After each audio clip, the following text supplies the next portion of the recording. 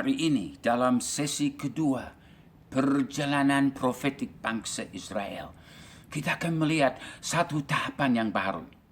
Di dalam sesi pertama, kita melihat bagaimana Allah sudah memanggil Abraham, sudah memberikan kepada dia perjanjian kekal, imamat yang kekal, janji-janji yang kekal, dan bagaimana keluarganya masuk ke dalam Mesir. Ada Abraham, ada Ishak, ada Yakub, dan akhirnya Yusuf, yang Tuhan memberi nubuatan-nubuatan tentang masa depan bangsa Israel. Nah, sekarang kita melihat setelah masa emas di Mesir, sudah terjadi suatu masa perbudakan ratusan tahun, sampai Tuhan panggil Musa. Tapi awal Musa dalam keadaan bahaya. Sebagai bayi, pada waktu itu Firaun mau bunuh semua anak laki-laki. Tapi lewat hikmat yang Tuhan berikan kepada ibunya, akhirnya Musa diselamatkan dan dibesarkan di dalam keluarga Firaun sebagai anak Firaun. Wah, luar biasa. Wah, di dalam Keluaran 2 kita membaca tentang kisah itu. Tapi kemudian Musa waktu dia jadi dewasa, umur 40 tahun, dia mulai merasa tanggung jawab. Saya harus membebaskan umatku. Tapi dia coba dengan kuasanya sendiri.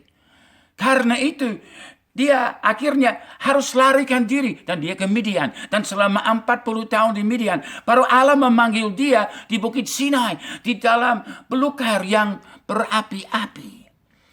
Dia diurapi sebagai raja, nabi, dan imam.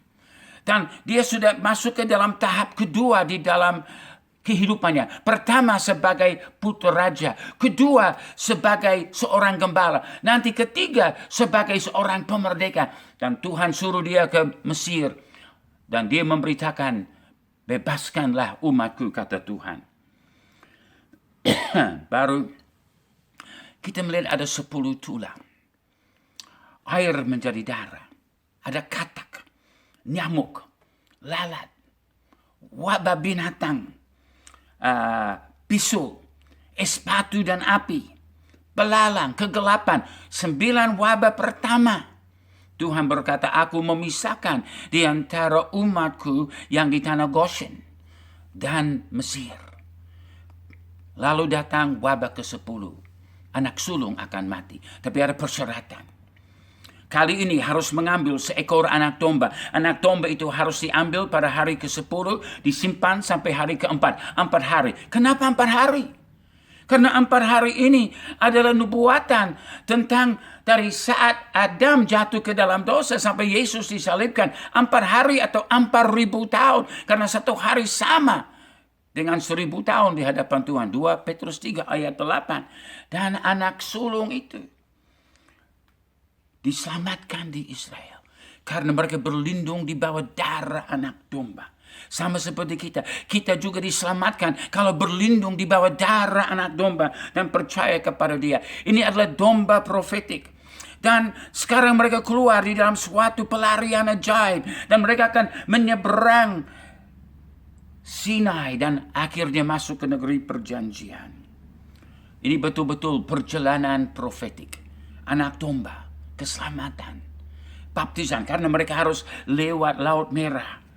Mereka mengambil batu, dan batu itu harus mengikuti mereka di dalam perjalanan. Dan batu itu dikatakan adalah Kristus. Perjalanan ajaib.